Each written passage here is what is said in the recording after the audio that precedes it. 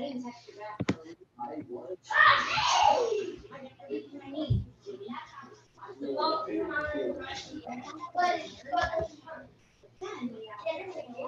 right. I want to welcome everybody to season 3, episode 3, the blueprint. The reason why we call it the blueprint because these fathers that's on today, that's joining us today, all their kids, they didn't got their kids to the level that most of us want to get our kids at, free scholarships for college. So that's why we call this the blueprint. They're gonna give us all the game, all the insight.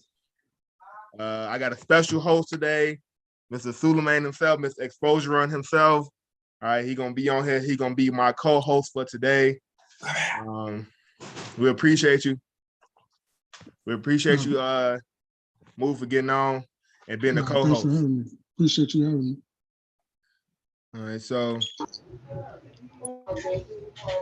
first things first, I want everybody to get an opportunity to introduce themselves and who their kids are, and what made you get part of this episode.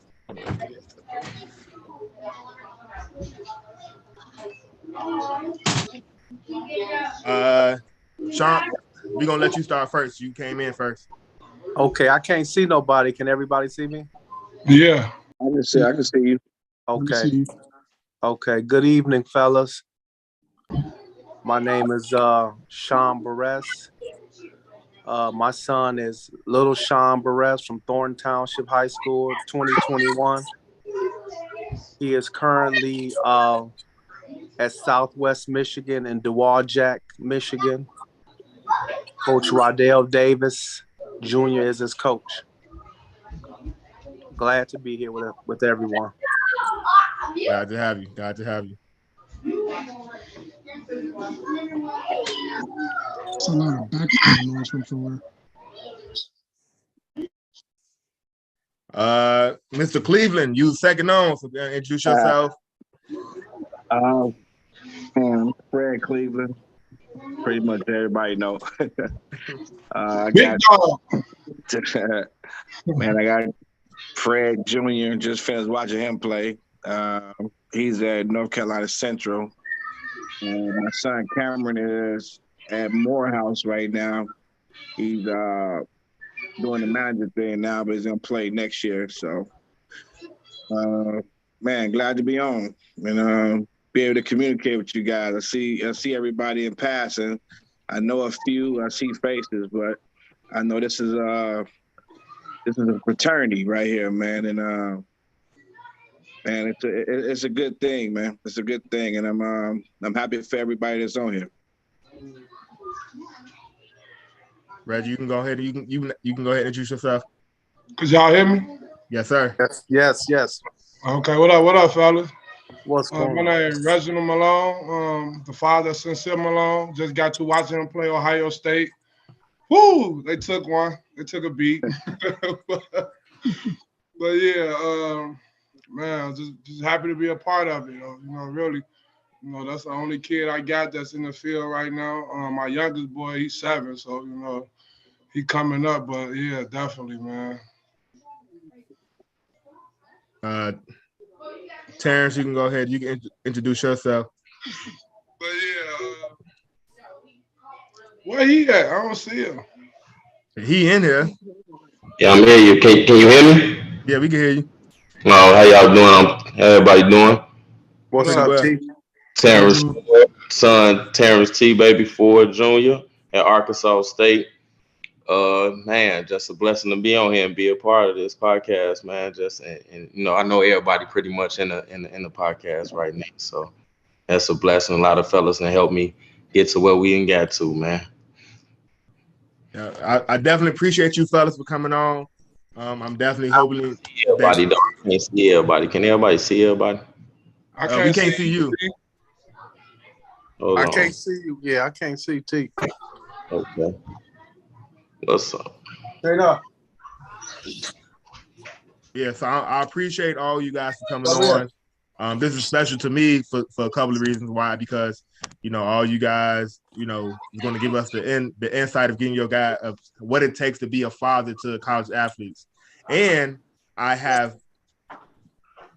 coached all of you guys' son in some kind of capacity. Lil Sean played with Timor with us during the pandemic. I had Sincere play with me a couple of times. He came down, he did an all-star event with me down in Indianapolis. Along with T-Baby came down with me last year. So I appreciate you fellas for coming on. I can tell you this, your kids are great representations of you fellas. For sure. Appreciate that. They are well-mannered, well-groomed kids. They carry themselves as such. And they really receptive of information that they are given. So that's a big thing. A lot of kids nowadays, people talk to them and they go one ear out the other because they think they know everything. But the great thing about you guys, kids, I was always able to have a conversation with them and they genuinely listen. Even like I just at the Chris Paul camp, I just sat down and I talked to Devin for about 30 minutes. He just kind of picked my brain, just like, man, like just trying to get more information and just understanding of the game. He well-mannered kid as well. Appreciate that. So let's talk about where you guys are from. So Sean, like you said, you started us off. Where are you guys from? You want me? You talking about me, Vontae? Yes, sir. Me or where I'm Sean from or me? Myself? Yeah. Okay, I'm from originally from Grand Rapids, Michigan. So I came up here after high school. And I just been up here in Chicago ever since. I was born here, but we moved when I was a child. So I'm back home, and this is home. Chicago is home. All right, Reggie, we're gonna go with you next. On the south side of Chicago, born and raised. Ain't been nowhere else. Big Fred. Man, south side Chicago. 53 years. Look. Hey, T, you might be an outsider, cuz. Look. He's only outside. Why I'm outside? Yeah, I'm trying to figure that out right now, man. Get on it, let them know. Yeah. I don't really. Yeah, but I'm from Chicago too, born and raised. What part of Chicago? Oh, low end. Low end or no? South side. South side. So we all south side in here, huh? Yeah. Well, No, that leaves. Look, he said, hold on. He said, hold on. That leaves Mr. Suleiman himself. You the only outcast. Yeah, I'm the outcast. That's cool. I'll be the outcast. I'm always represent my city. I'm from Philadelphia. Now, Mr. Philly himself. I've humbly been accepted by the Chicagoan important brethren, but Philadelphia is where I call home. Philly in the house.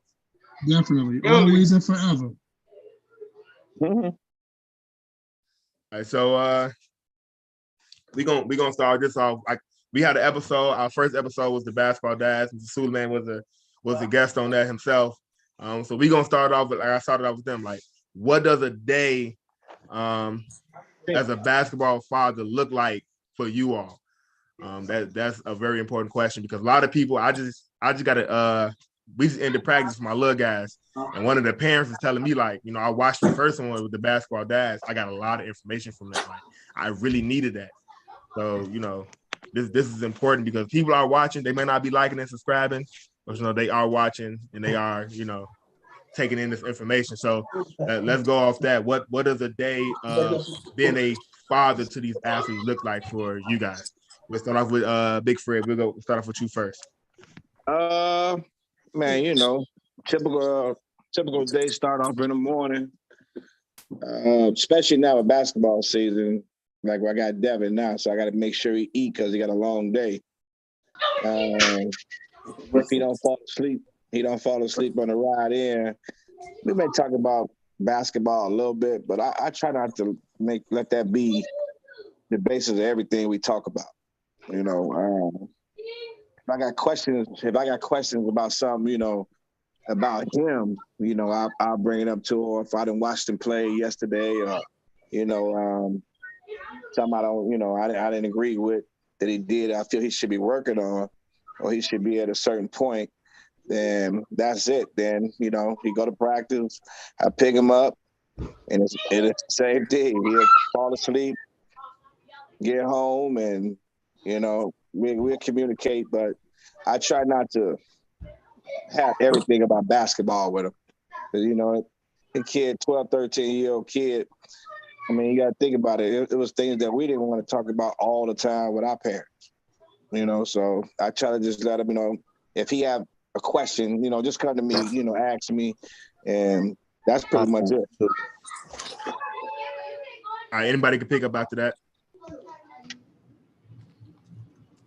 I mean, I'm kind of the same way though. I really like, man, sincere, man, we was gym rats, but like, he'll go to his practice, me having my own team, you know what I'm saying? He'll come to my practice just to get shots up, go home, go to sleep. Like, but honestly, we talked about everything other than that, you know what I'm saying? Like, we didn't really want to focus on basketball. Sometimes it was too deep, too mental, you know what I'm saying? So it was like, work gonna show, you know what I'm saying? So we ain't have to really talk about all that. We'll just put the work in, go work out. He'll work out 3 times a day with 3 different people, you know what I'm saying? But that's really all it was about. Come home, go to sleep, and repeat itself. Basketball really about repetition. It ain't really about, you know what I'm saying? So we ain't do all that. And I kind of miss him. I hate that I ain't with him now, you know what I'm saying? Because we can't work out. We can't, you know what I'm saying? I watch him on TV. I be texting his phone while he playing, you know what I'm saying? Like, just be like that, man. But no, I don't know. I try to keep away from basketball, keep it father son. You know what I'm saying? They need that. I feel Fred on that one. Yeah, well, no, I went the other way. I talked about basketball every day. You know what I'm saying? Until I got people to talk to me, it was my first go around. So until I got people to really talk to me and tell me, like, you know what I'm saying, like, to really like bag off them some of that things. I just was a person who never believed in pressure, because I hate when people use that word. Like, you know what I'm saying? So I just felt like I was just trying to make them so advanced in basketball that it did become tiresome, like, because it almost broke us though. So I will tell any parent that, let the kid, you pretty much want to piggyback off what Fred and Reggie said, like, you kind of let it really just come to them. So that's like a mistake I made. So that's why I would say, like, I want to put that out there for them, to let them know, like, it can go the other way. I appreciate the information. Big Sean. Well, yeah, I was like T. Everything was basketball from the time we got up as a kid, junior high, small fry, high school, basketball, in the gym, working out, But I will say this: you got to be careful. You got to have a outside relationship with your child more than basketball. And, a lot of guys talk basketball. They bring basketball home. Sean could have a bad game at an AAU tournament. I'm fussing all the way home, and he just want to be a kid, So you got to have that balance. A lot of us, it's too late. When it's too late and we try to have a relationship with our child, the child is like, they can't relate, because all I know with my dad is basketball. So you kind of got to, as a young kid, like, our kids are in college now, but this is my advice for the fathers with the young kids. After that AAU tournament, on the way home, man, don't even talk about that game. Especially, I mean, if they want to talk about it, that's fine. If they don't bring it up, leave it alone. Allow that kid to be a kid and do other things, just to establish that relationship, because one day the ball is going to stop bouncing, and you got to be able to go sit down and have dinner with your child and talk about other things, life. So what do we do, like, when kids want to talk about it? Then you talk about it. You talk about it, but let them. They want to hear what you got. They want to know what you feel and how you feel about how they played. Like, your opinion matters. Yeah, that's when you talk about it, but don't let that consume your whole day. Right. Let them be able to come to you and talk about other things, life, school, things that we don't talk about, things that they don't see. Don't let it just be basketball. Yeah, that's one of the reasons why I stopped coaching Xavier. You know, I was coaching him pretty much from the time we moved here to about seventh or eighth grade. I had started to notice that the line it's a very thin line between dad and coach, and there's times when I was coaching him where, you know, I guess he felt like I was being a little too hard on him, and he didn't know how to differentiate whether I was being dad or whether I was being coach, and I was having a hard time myself, you know, differentiating the two. But then I started to kind of feel like, well, they're one and the same because I'm coaching you in life, which basketball is kind of, for me, to me, is one of the closest resemblance of any sports to life in general. So when I started to realize he started having this is when I knew it was time to stop. In the middle of a game, like smack dead in the middle of a game, he did something, and my wife was in the stands. It was at Matson, and my wife was in the stands, and I made him leave the bench to go sit over there with her. Like, I didn't even want him on the bench no more. Like, I did that before. I think we all done that. It's like, nah, man, get the F out of here. Like, you, I expected him to like understand that hardness of that moment, and I kind of lost him a little bit. And I will say that, you know, my wife did a really good job of like trying to referee that a little bit between us, even up to and since then. But that was the moment where I knew not too long. It was like, I need to stop doing this. I can't coach him and be dad. And be dad. It was hard for him to kind of separate the two. So I just stopped. I just cold turkey stopped, and just been, you know, being dad. But Sean, you hit it on the head too. Like with the after games, like I'll say stuff to him, but I usually wait for Xavier to like solicit my opinion. Like, we always go out to dinner afterwards after a game, and I'm waiting for him to kind of ask me, or, well, what did you think, or what should I have done? Otherwise, I try not to say anything as best as possible. We see you, T. T is in. We got another guest that's just made his way in. Jason, are you there? Can you hear us? Yeah, can you hear me? Yes, sir. What's up, Coach? Hey, what's up, Sean? I'm sorry, man. I'm at a game. That's my fault. You all good. You all good. So we're gonna let you introduce yourself and who your child is. Okay. Jason Kent. My child is Janae Kent and Jason Kent. So here's the crazy thing, right? So I'm putting this video together to do the promotion for the video. I'm like, maybe the key to getting my kid in school, I gotta have a junior.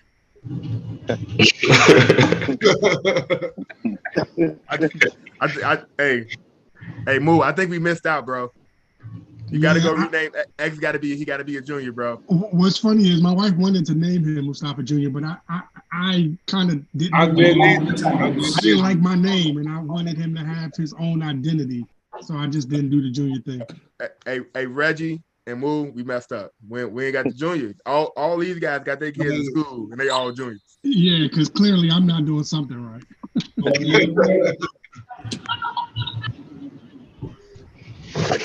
But then again, whether he was named Junior or not, from my understanding, Mr. Kent and Mr. Cleveland, no disrespect to the other gentlemen, I'm just more familiar with Sean, Mr. Cleveland, and Mr. Kent. They were hoopers. Like, Xavier is 1,000 times better than I ever was in basketball at his age. I'd have whooped his ass though because I was tougher, but he's way more skilled than I was.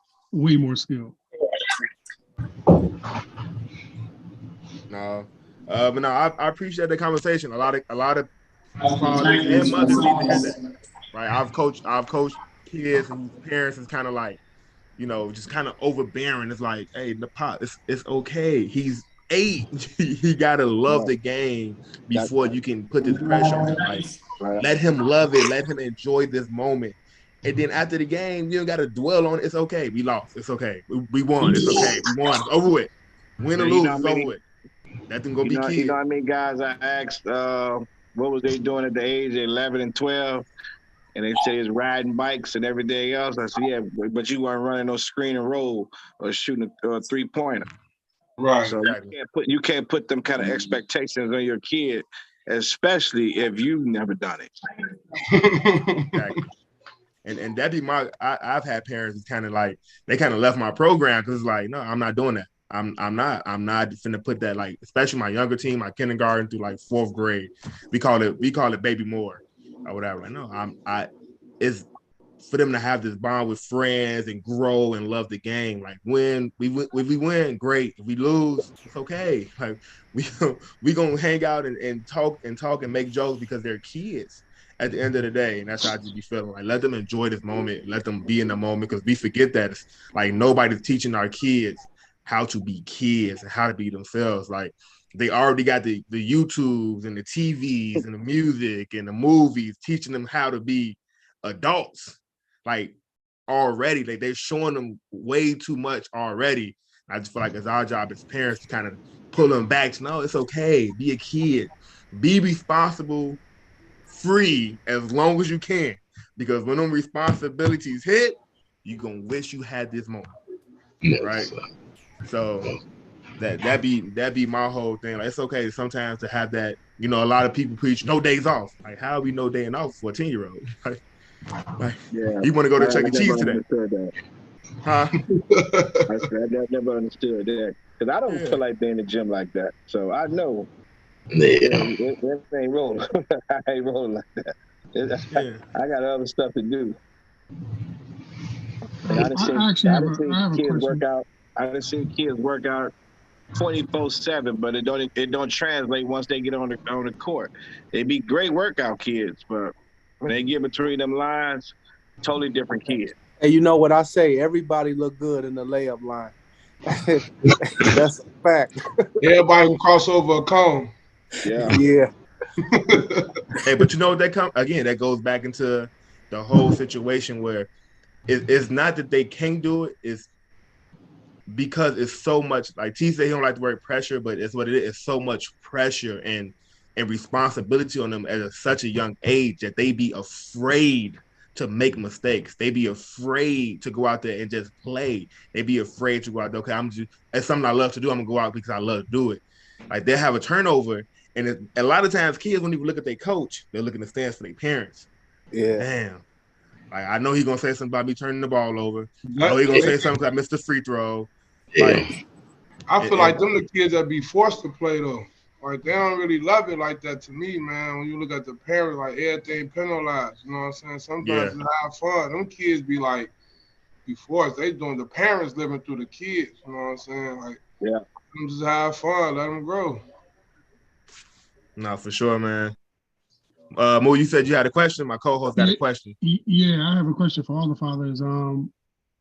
What about taking basketball out of it? What did you guys go through mentally? And I know it's a tough word to use as men, but emotionally, when your children first went to college, when your sons first went to college, like, what was that feeling like? How did you guys feel? What was the emotions that you were thinking? Like, what type of advice did you give them? When they, when you dropped them off and y'all got through with the okay son moment, like, what was that like for y'all? Well, I guess I'll chime in if that's all right. Well, for me, with Jason, when he first went to Bradley, the whole mindset was prepare you for what you're going to see. Me being a former college coach, 16 years, and doing some stuff for USA basketball, the first thing I made him do was watch Bradley. He had to go in and scout all the players that's on the team. I think one of the problems that guys go into school and they don't know who you're competing against. Your biggest competitors are the guys on the team.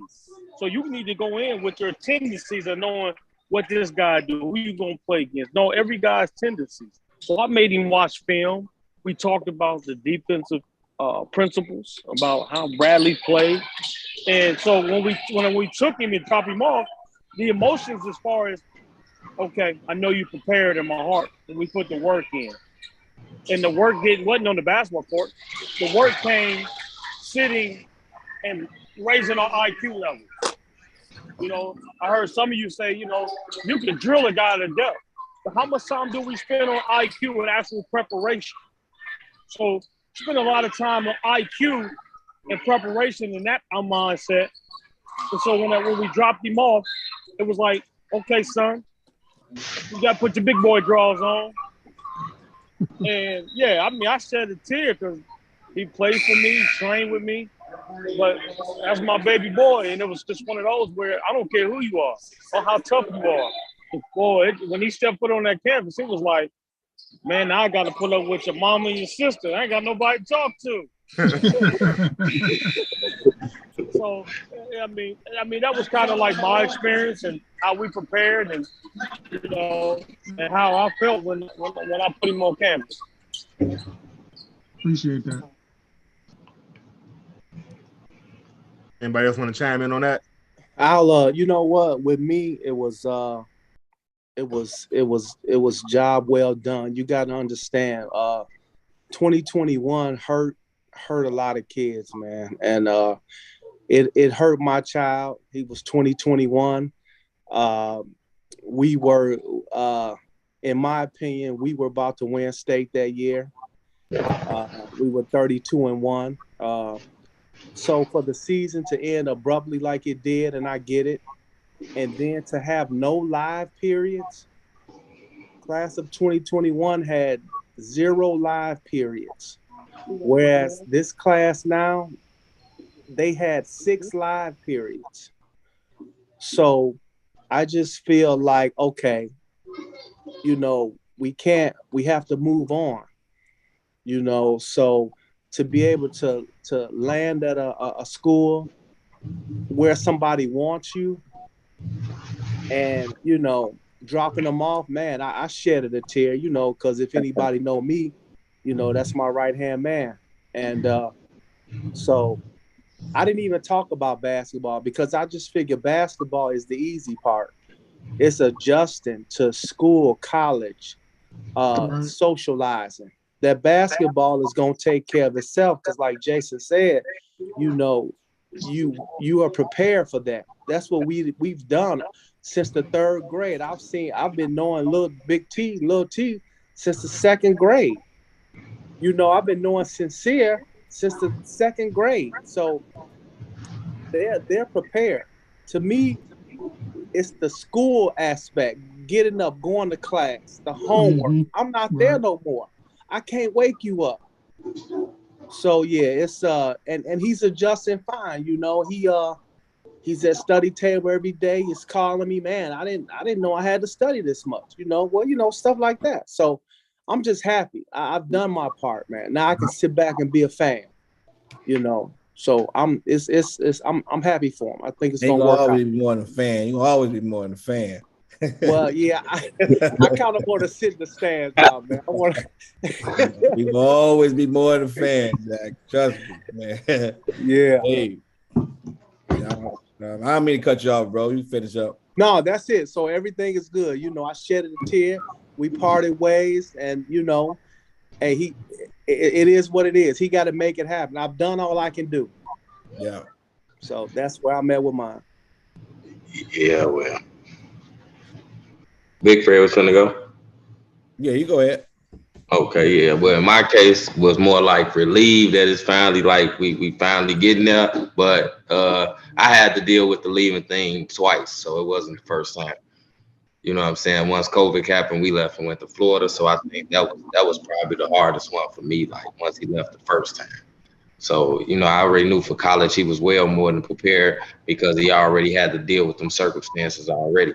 We're being away from the family from Chicago to Florida. So I think that was just like, yeah, it's still rough though, because I think I shed a tear twice. So shit, it was rough. It was rough. It's hard to let your only son go, especially in my case. I got 2 daughters after that. So it's all women house after this. It's rough.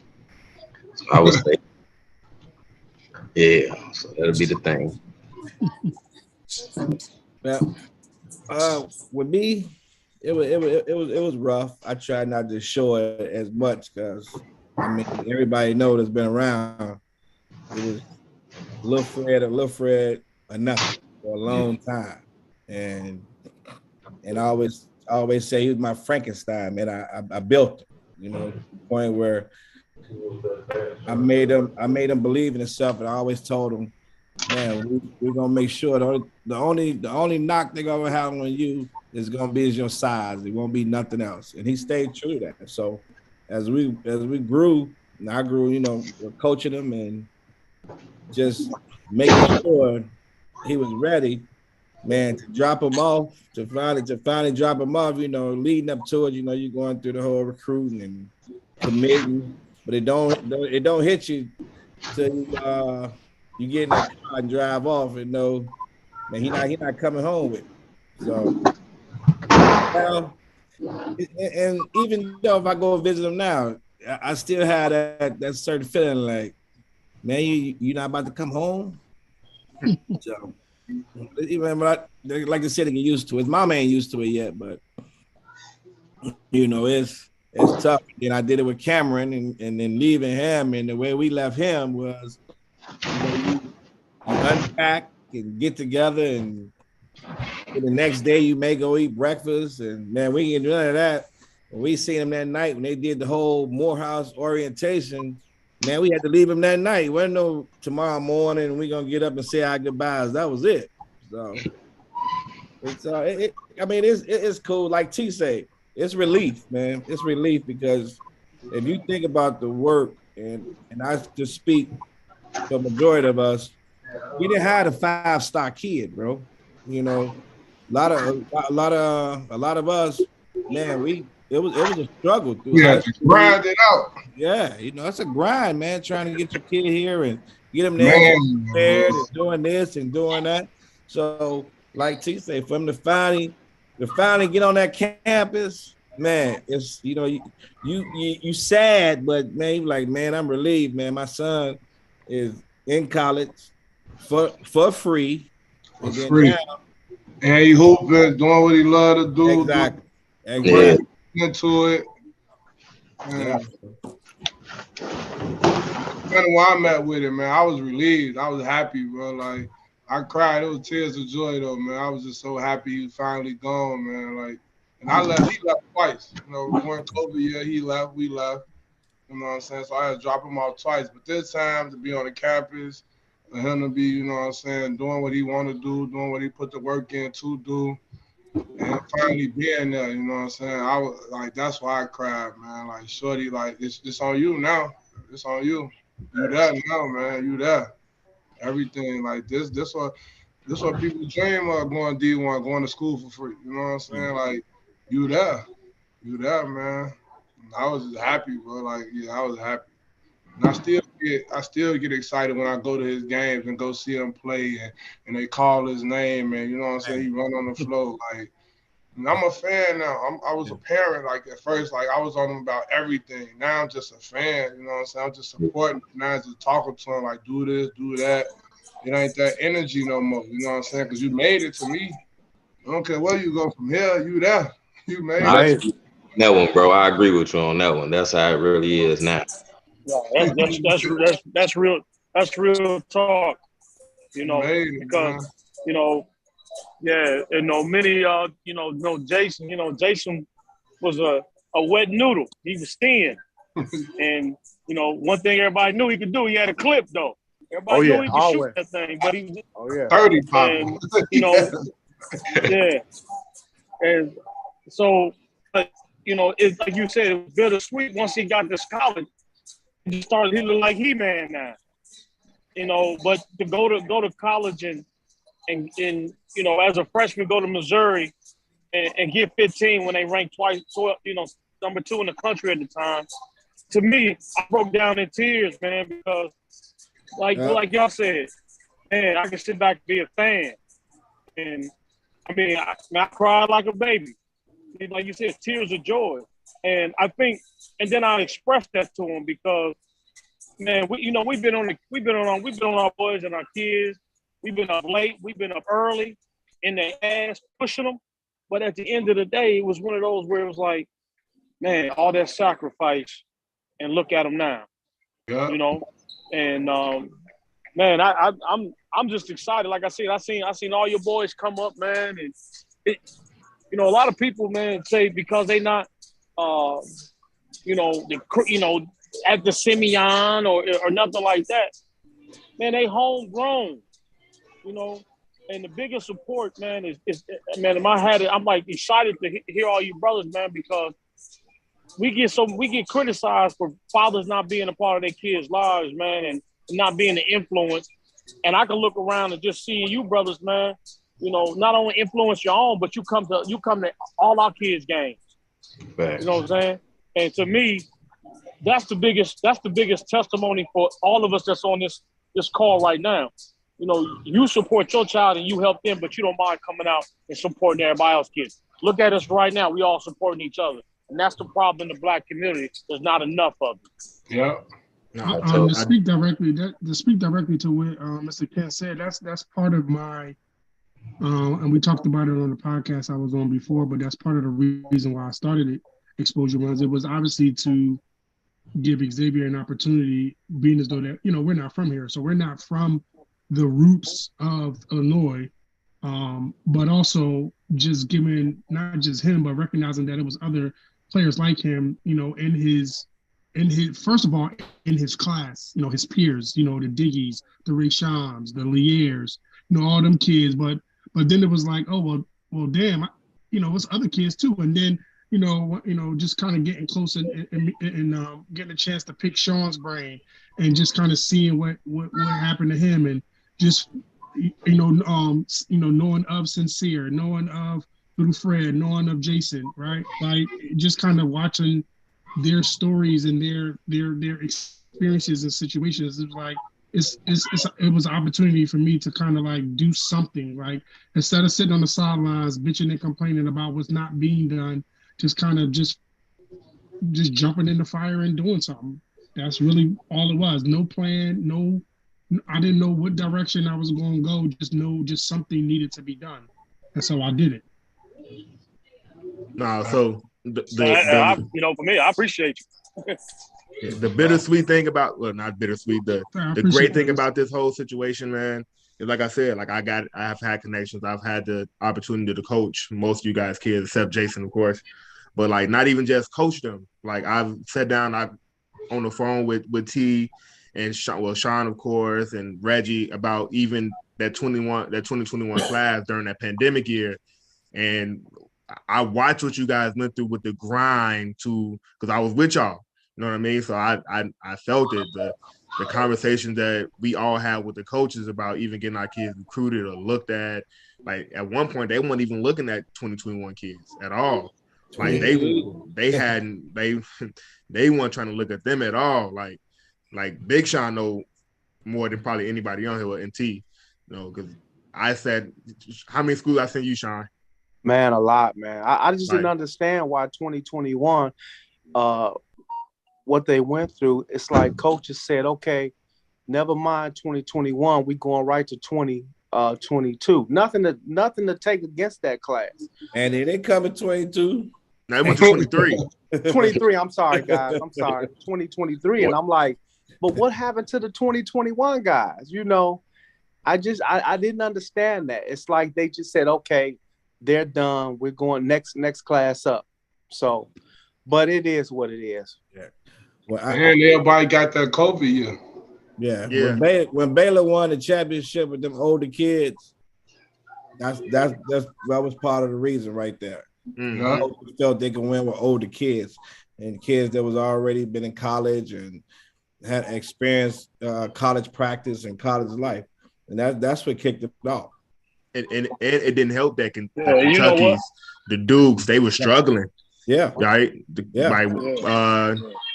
DJ them, but Duke over there, they struggled with all them, you know, high ranked freshmen, and Kentucky struggled with all them high ranked freshmen. Yeah, so they were babies. Yeah, like as grown men. You know, that 2 or 3 year age difference mean a lot, man. It does. It mean a lot. Oh, it's huge.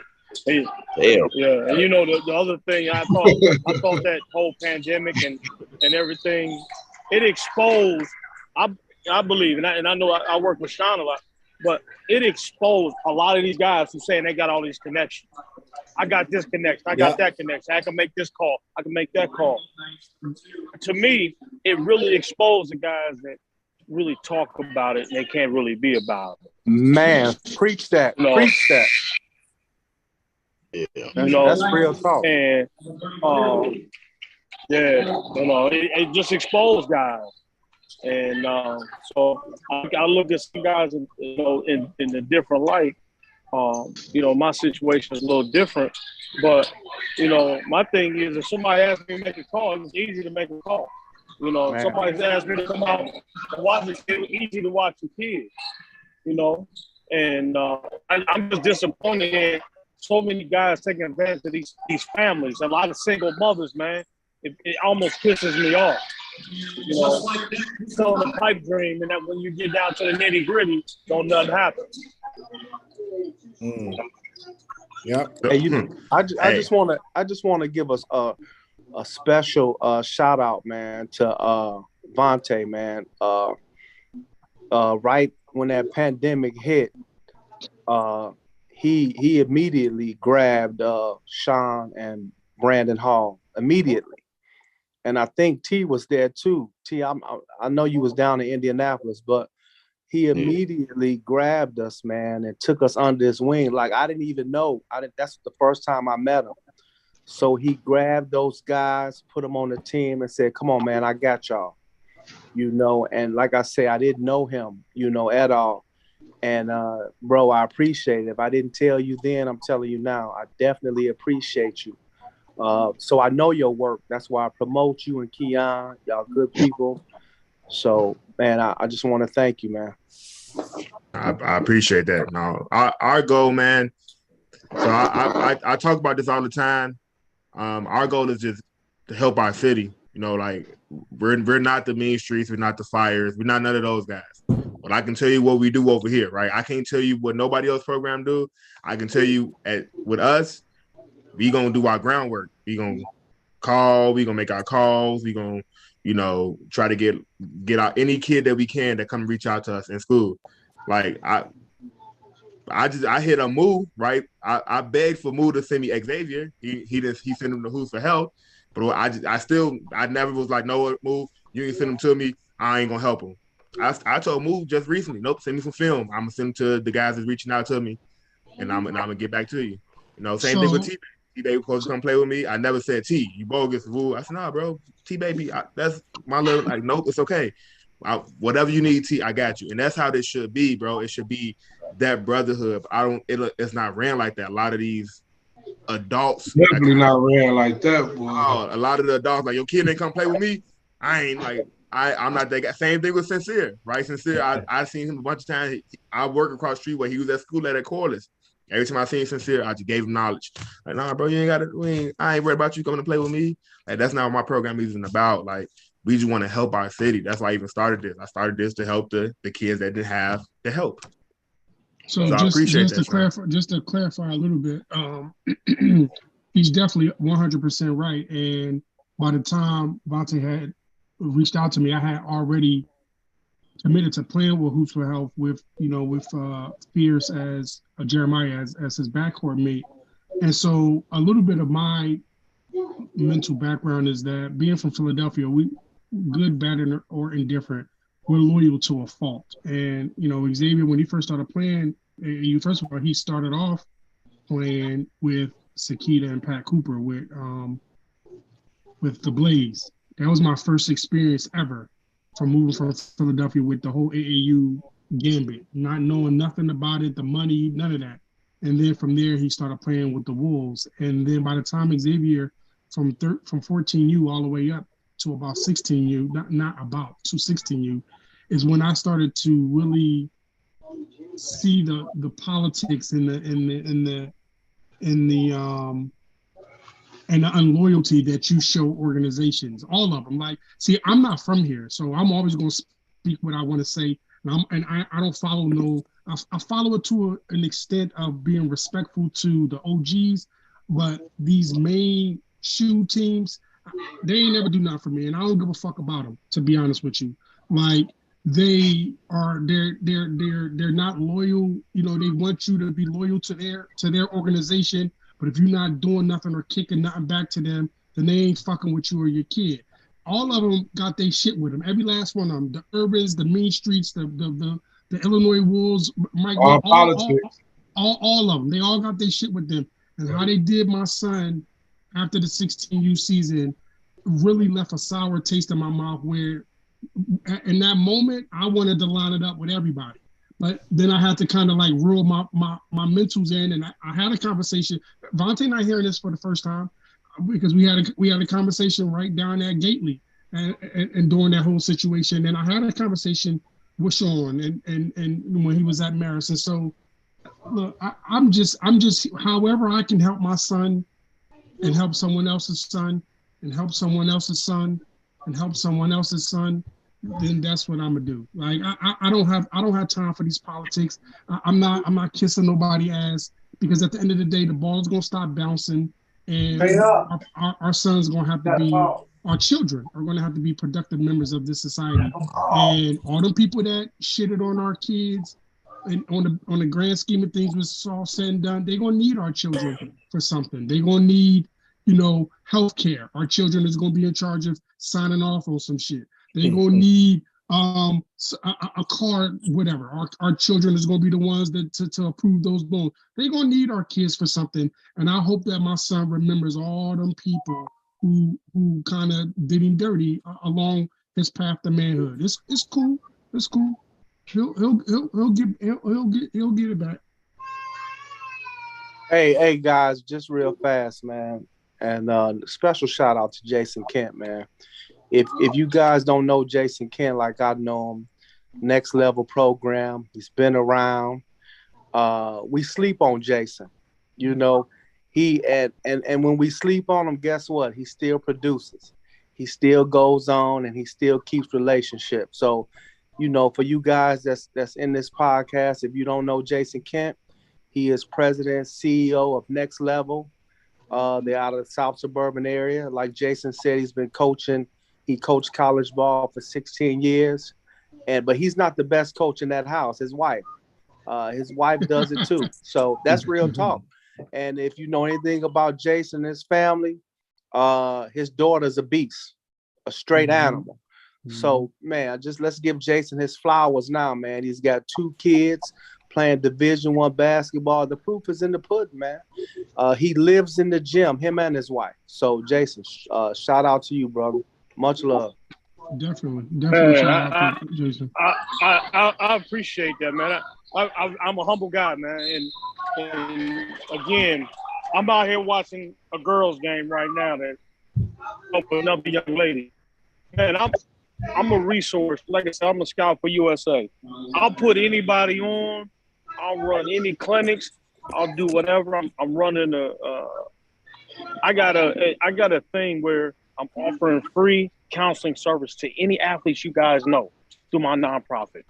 So anybody who needs counseling, I don't care if they play football, baseball, girls, boys, parents, whatever you need, we gonna offer to you for free.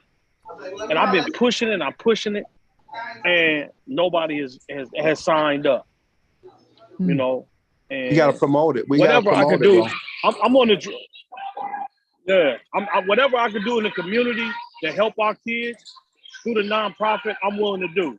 I'm about to do this whole ACL prevention for any of our kids that want to come. It's only $25. We about to push this, But I'm here, y'all. Again, I come to meet. I would like to see us come together and us create a network where we got the database of kids. So you ain't got to run to the Mac Urbans and Fires and think they going to get your kids. We know kids from junior college all the way to the Power 5, and we got one network, one team, one goal. Man, let's bring that community that support back. That's my mission. Like I said, I don't know how I'm gonna do it, but my whole mission is get a group of guys together and build a coalition where we doing things the right way and we ain't looking to get paid for it. We just out here helping kids, man. 'Cause to me, that's the biggest blessing in the community more than anything. That's just me. I get off my soapbox. Yeah, I appreciate it, Sean, and I appreciate y'all, man. All right, we're gonna go to our next questions. So our next question is, what motivates you to be so involved in your children's careers? You go to Mr. Cleveland. You've been kind of quiet, so we can go with you. Man, I've been taking in all this insight. Man, what motivates me is, I mean, I played basketball. You know, my brother played. It's like when Fred was born, I probably was playing two or three times a week. So he got it, man, straight from the carry. It's just that I want my kids. I'm big on knowing how to play. I always tell kids, my kids, any other kid I come in contact with, it's important that you look like you know how to play, man, because you'll have kids that's very, very talented. You may have a kid that can go out and get 40, but it's a bad looking 40. And my motivation is, simple things, man, stop and pop, man, bounce pass, man, stop, don't shoot contested threes. So that's what motivates me to stay in it, because I'm steady watching. Like my youngest Devin now, I mean, he got me 100% now, so it's like I'm steady analyzing his game, because I said, like, with Fred was real talented, but he didn't have the size. Cameron had the size, but he wasn't as talented as Fred. Now that I got Devin, it's like Devin check all the boxes. So now I'm really motivated, because now I have that player that I envision the other two of being. I have that right now. So, man, I'm just, man, it's almost like I'm starting over. It's like almost like he's the oldest now. And if he wasn't as as talented as the other two, then that motivation probably wouldn't be there. Not to say that I wouldn't support him, but when I'm looking at him play, it's just different. So now it just re-energized me. Reggie, you want to go next? What motivated me was his height. But no, I played ball too, though. So Tay was with me in college. You know what I'm saying? I had custody of him since he was a baby. So when I was in school playing ball, he was with me. So I'm in practice, he in practice. You know what I'm saying? But honestly, man, it's just like I just wanted him to, you know what I'm saying, do something different, man. Like I said, I took the back door route. I felt like if I ain't, go through things I went through, I'd be at a different place as far as basketball, not in life, because I'm in a good place in life, but just as far as like D1, you know what I'm saying? I went D2, you know what I'm saying? Like I went, got into some trouble. So like what motivated me, that's what motivated me. Make sure he don't get in trouble. Make sure he stay on the straight and narrow. Make sure he hoop, you know what I'm saying? And that was just our motivation. Since he ain't started playing basketball until he was in 6th grade. You know what I'm saying? He was a football player first. His first time playing, he got cut at Beasley in 6th grade. You know what I'm saying? So, like, that kind of fucked him up a little bit. But that was our motivation right there. You know what I'm saying? We just kept going from there. Went to Simeon. Y'all know that. You know what I'm saying? He played there. It got political. You know what I'm saying? That's more motivation right there. You know what I'm saying? So, as we just kept going through life, we just kept getting the motivation. You know what I'm saying? So now he where he at, where he need to be. That was it. Our motivation was everybody else, for real. You know what I'm saying? Like we want to prove everybody wrong. You know what I'm saying? We want to prove he belongs and shit like that. He had. What about you, T? Hey, hold on. Come on, you hear me? Yeah. I think my motivation was just more like just really seeing it, like he was good early. So it was like I seen the talent already. So I think like my motivation was really just going out there to like say like they said we couldn't do this. Like, because in my case, my son was upper grade level. So it was like do the education. So he was already upper grade. So it was just like he was small. They kept saying that we couldn't do it. So I think like that was the strongest motivation. Like, you know what? Man, can't nobody never tell you where you can go to or what God got for you. Whatever he got for you is for you. So we gonna go through every trench we can go through. We knew early like what we could have did. We could have reclassed, did all that, but we just didn't. We still went through the whole fire. Never played for no shoe team, none of that. And I always tell people that I always tell people like you gotta sit back and understand what you got. If you know what you got, then can't nobody tell you nothing different, because I watch a lot of kids who did play for shoe teams and none of them are in his position right now. So it's just like you preaching, boy. You preaching. That's facts. Like real talk, bro. You know already. Y'all. That's facts. And like I want to give a shout out to Big Fred. Like Big Fred, one of the first people really like Big Fred name always been big out here. So like when he really came to me, and it was early in T career too, and it was like he like, man, that man got grown man game. And I'm talking about this, he was a baby. So it was like when he said that to me, I said, oh yeah, I know I'm doing something right. So we got to keep going. So like that do also go back to what I was saying, that I probably was a little too hard on him. Again, Big Fred came to me and really like AT, because that was somebody who can always talk to me, and he was older, I would listen. So it was like, hey man, bag up off of him. When he told me that, I kind of just went on, bagged up off of him, and you know the rest history. Now everybody just gonna have to see, because it's his turn now. They watching him now. See him now. Yeah, they see it now. See it now. Well, I believe, man, just first and foremost, the motivation is just being a dad, being a good father. You know, we didn't know if we were gonna have a boy or a girl, but we knew we were gonna be a good dad. So, with that being said, my son was a football player first. Like, he was a running back for the Harvey Coast, 2 national championships. You know, so I think we but beat y'all, man, my biggest regret too, not to cut you off. That was one of the biggest regrets. I should have let him play another sport. That's what I didn't do. We did the baseball first, football.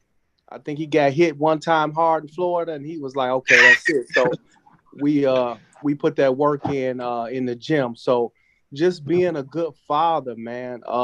So many kids, man, have come through my program, been at my house. I fed so many kids, man. I mean, the stories, man, just, you know, if you guys are married and you did what I did, you know how it is, man. The kids, imagine getting 8 kids up, man, especially when you got an 8:00 morning game in Deerfield. Come on, man. We all been there. We all have been. So, you know, and then guess what? Half the kids coming with no money, maybe some shoes. So I know we all have a testimony about that. So, but just being a good father translates into being a good man and good direction for your child, not just your child, everybody's child.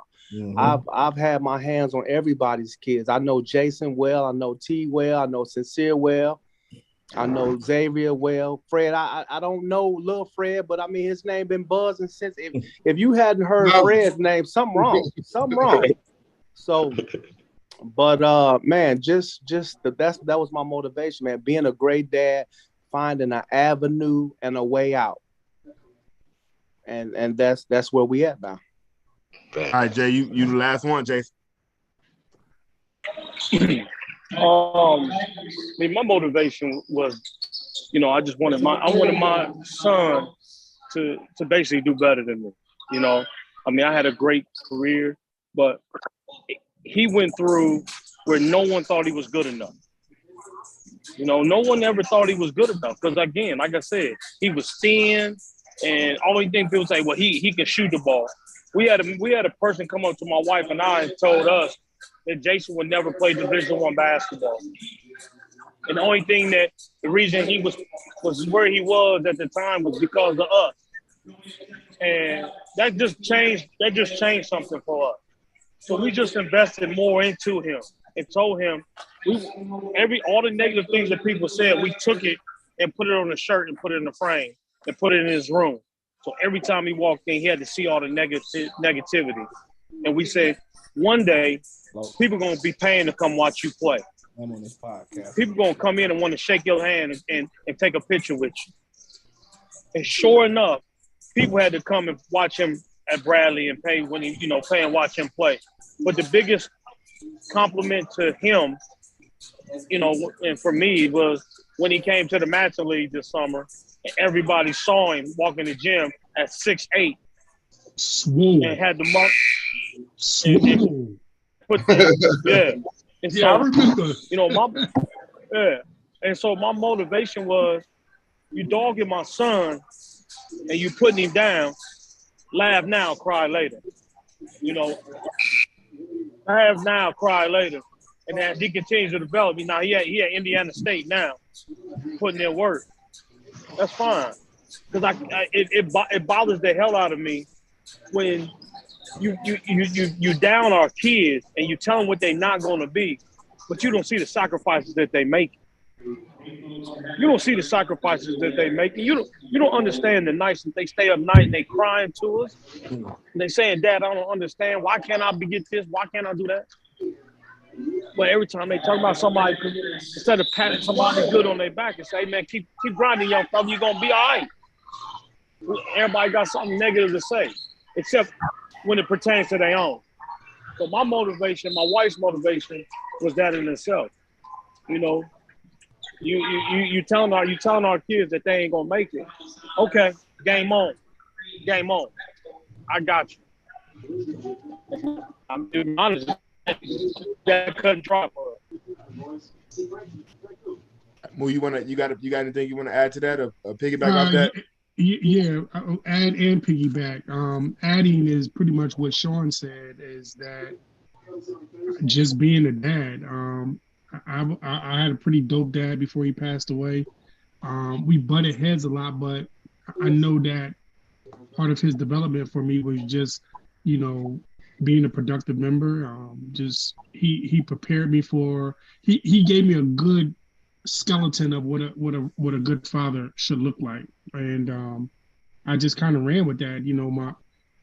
My brother as well, both my brothers, and my uncles. Like I had good men role models. So part of my motivation was I just wanted to be a good father. And basketball, no basketball, like I just wanted to be able to say that that what I'm giving to my sons is invaluable. I'm here, I'm around, I'm in the house. They living in a 2-parent home. And it's not that don't make me better than anybody, but they get an opportunity to have that experience, and that's my motivation. Like I don't care if Xavier played basketball, if he was the chess champion of the world. I just want to be around him every opportunity I get. I really love my sons. I have a 5-year-old too. Like I really love my sons. Like there's nothing I wouldn't do for them. There's nothing I wouldn't say for them. There's nothing I wouldn't. I just love being a dad, man. I love it. Like I can't get enough of it. I absolutely love it. That's real right there.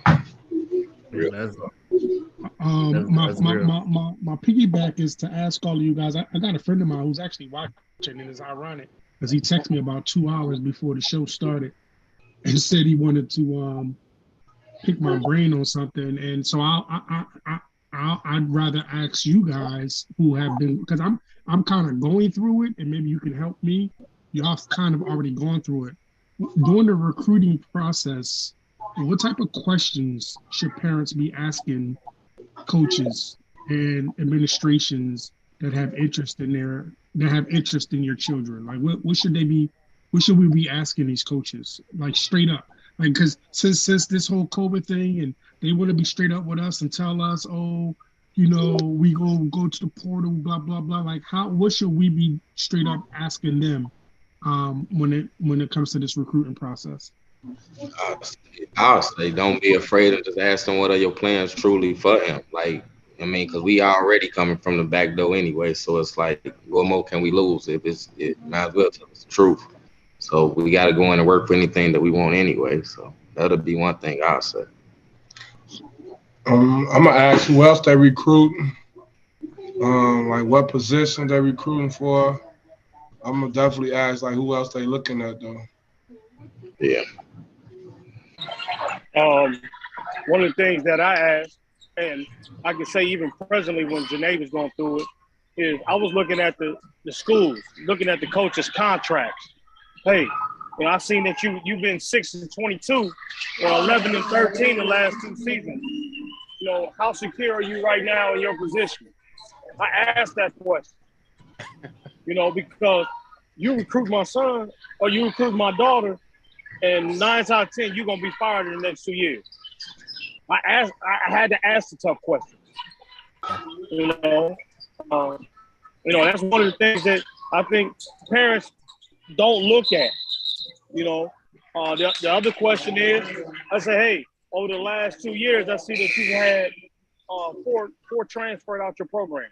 Can you explain to me why kids are transferring out your program? Those are some of the questions that I'd ask. Well, my situation is kind of different.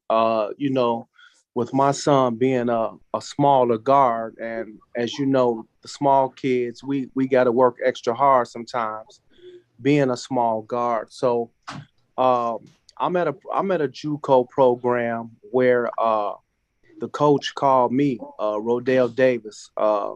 He's a Thornton alum. He played 4 years at the University of Iowa. So you guys probably know about Rodale. And so he took an interest in my child. And that's important because sometimes these kids go where they're not interested. They want to go to the bigger names. Sometimes you got to mess with the people that kind of want you. And that's real talk. So that's with the biggest key right there. With that being said, that was big on us. They wanted him, they recruited him, and it's working out. You know what I'm saying? So like I said, he's on his own. I've done all I can do, and so he's got to figure it out. But I'm happy, he's happy, so I think everything's gonna work out. Yeah. Real quick, I wanted to say to Sean, that's really important. I sent Xavier. I don't know if you guys are familiar with Gillian Wallow from Philly. They do the little podcast and stuff, the $1 Million Worth of Game.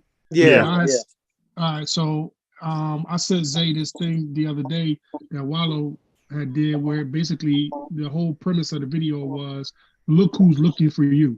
Like, go somewhere where the people really want you. Like, all that name and that flash and all that, that's cool to say that you did that. But at the end of the day, you gotta go and you gotta mess with people who mess with you, man. Like, it's just really important to like pour into the people that's pouring into you. That's real talk. No doubt. Just to go my man say, Mr. Kent, my thing was when Fred was finally starting to get recruited, I pretty much knew, how to approach the situation. Anytime a school, if they got interest or they offer, right away I look at the roster, I check the depth, because my thing was, it was almost like I was setting the coach up. I want you to tell me what I've already know. And one thing I learned is that coaches and used car salesmen, they one and the same. They'll tell you what you want to hear. They're not gonna tell you that my program is in trouble. And they're gonna tell you, like you asked about kids transferring. They ain't gonna tell you why kids transferring. It has nothing to do with them. So the only thing that I really was concerned with was the depth. And once again, father of a small guard, I know I had to have him prepared for whatever that coach was gonna throw at him. Because at the end of the day, that's going to be the number one excuse of why you won't get on the floor.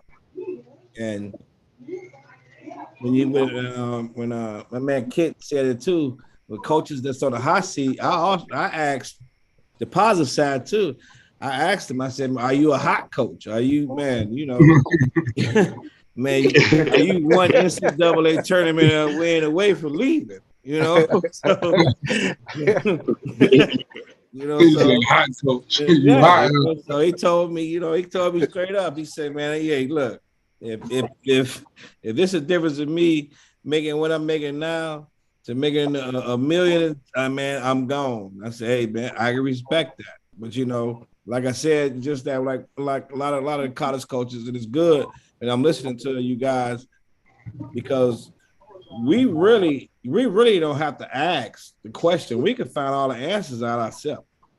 Google is something else. I mean, those type Wikipedia and going and looking at their records and, like you say, seeing transfers and the portal or whatever, man, they can't really lie to you. They can't really lie. I mean, verbal commits. I could go on verbal commit and see everybody you recruiting. If my son a point guard and you got 2 point guards in the program already, and you offer 6 point guards, I'm not going to stand there. Because it's man, and I know it's probably a follow-up question to this, but man, to go through that portal situation, you talking about losing sleep, man. That's tough, man. That's tough, and I hope nobody has to go through that because, man. Lil Fred ended up on his feet though. Like he ended up going to a school where, when I first started this process in 10th, 11th grade, and I kind of ran across. I stumbled on Coach Moulton's Twitter. I'm like, that's the dude I want my son to play for. Him or someone like him. Like I just instantly fell in love with just what I saw. Like I don't know what he like 24/7 and how he is with Lil Fred, and plus I'm huge because I went to one. I'm huge on HBCUs. I went to Lincoln University of Pennsylvania, so I'm huge. Like I told him, I said, man, I'm not gonna sit here and say I'm the most spiritual man in the world, but I'm like, bro, you went to AFG and you end up back in at Central. Man, God wants you in North Carolina. And when they came, but he had South Alabama and a couple more schools like out of the Sun Belt, and I'm like, yeah. And I knew Coach Nigel from there, so I told him, I said, man, it's the reason. But see, I had told him because we had heard whispers that they were looking. And I told him, if Central come, yeah, that's what we're gonna do. See, one thing about our situation, once again, having a small guard, man, I didn't have time to be Hollywood people and I'm talking about weight, because my whole goal as a father was to get you in school, free education, and you take it from there. Free, yeah. I tell people all the time that the icing on the cake is the free education. Man. The slicing it up after that that's on you. Because I got buddies that's trying to come up with $5,000 and $6,000 every 3 months. I'll be like, that's tough, man. Got to start that college fund early, huh? Man. That brings me to the next question is like, so what was that recruiting process like for all you guys? Like, what was that like? Especially like you said, Big Fred, like going through that, the having to deal with the transfer portal. Like Lil Fred dealt with it on a different scale than some of these guys dealt with it. Well, not Jason, because Jason had to go through it too, recently leaving Bradley. But Jason's 6'8", 6'10". We talking about 5'9", 5'10". Yeah. Man, what I tell you, bro. Man, to go through that, man, when they did the coaching change at A&T and the coach that actually recruited him to come there, it was like, man, he just turned, man, Jekyll and Hyde. And Fred was coming. No, Fred was like 2 votes shy of being rookie of the year in the conference. First, man, he performed against all the high majors. He got tournament MVP down in UTEP, and he came off the bench. So I'm thinking, sophomore year, man, we about to be ready. And then that happened, And man, that whole year, I promise you, I think, man, I done went through so much whiskey because after every game, I just sit and wait for the phone to ring, and I gotta talk them off the ledge. And that's tough, man, to hear your kid, bro. To hear your kid. Now it's different when they're young, but when they're, adolescent going to grown men, to hear them cry on the phone and you can't do nothing about it, man, don't nothing eat you up like that. And Tino and being from Southside Chicago, hey man, you ready to do something with somebody, man. All of that stuff out the window. And he went through it. Then he went JUCO. JUCO was fine, man. He took off, and all of a sudden they lost some kids. They took a nosedive. They was losing, and the schools weren't coming. Once again, man, I'm on the phone with him, man, and like I don't know who mentioned it, but it's like, man, Daddy, why I gotta keep going through this? Why I gotta keep doing this? I'm doing what I'm supposed to do, man. Everybody else is getting this, and you can't do nothing. But the one thing is that I always tell myself, I couldn't be weak. I had to be that rock, because if he couldn't call me and be okay when he get off the phone, who else he gonna call? And I'm sitting here looking at the games like, man, what the fuck, man? Man, and we all had that the coach don't know what he's doing moment. And I try to because I'm a coach, but I didn't want to put that in his head, knowing what he was dealing with at the moment, because he could be in practice. You could be in practice and some said to you in the wrong way, and you could just lose. You could risk it all right there. So my thing was just telling him, man, you gotta keep a smile on your face. I told him, man, you learning as you become an adult. You take everybody for face value. You don't trust everybody with everything everybody tell you. So he learned, and we got through it, and by the grace of God, he got here. First couple games, I'm like, here we go. But I told him, I said, man, things are a grind. I told Fred, I said, Fred, you've been having to prove yourself your whole life, bro, and you always came through. So, man, everything is just not going to be given to you. So now things are picking up. So it's just like I say, man, you.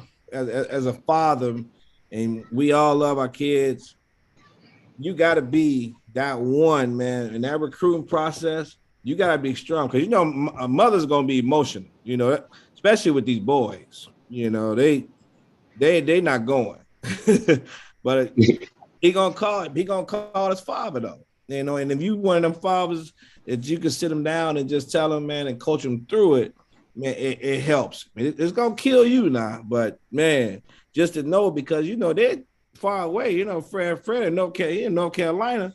I'm like, man, I'm 13 hours away.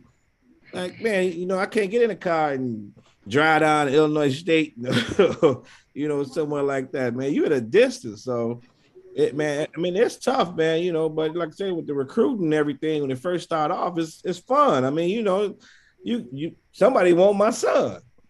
But it has pitfalls along the way. And like I said, I hope nobody have to go through it, because it's tough, man. It's tough. Anybody want to piggyback off that? I'll piggyback, because Jason went through the same thing. In his situation, imagine a kid who go out against Drake and get 15, and then the next game he come out and he miss a shot, and you take him out of the game and cuss him out because he missed a shot. But you just praised him last week, and now you killing him today. And you said when you said talking him off the ledge, oh my God, I'm just clean lights up. I had to talk him off the ledge to the point to where we had to really have a conversation about this thing. Yeah. How many times I got up in the middle and drove down there and just worked him out just so he can have a right mind. I did that plenty of times.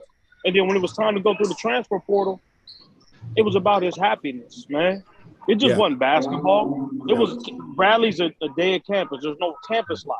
Mm-hmm. So all he was doing was just staying in his apartment, And I think when you're looking at these, when you're going through the recruiting process, it was a mental thing because everything was done on the computer. Yeah. You know, so at 2021 class, everything was done on visual. So you really didn't you really couldn't ask the coaches questions and really see their facial expressions when they asked. And you know, I pray as well. No one has to go through that process. And I think it was just kind of that for us. It was that 2021 process. And of course, when he hit the portal, he did. He could have went Power 5 all the way to where he's at now, Indiana State. But it wasn't about what was across the chest. It was about the right fit. Everything from the coaches to the campus to the services that they had to. So he had somebody to go talk to if he got to the ledge. You know, that stuff really does matter. Man. You know, and so it was a grind. It was a real grind for him. Now, you know, with my daughter, it's totally different. That's a whole different type of conversation that parents need to hear when you get recruited at that level. But that's what we went through. We want to hear that. What's the conversation about that, Jason? Like, we would still like to know that conversation. Well, with her, you know, she was recruited by every Power 5.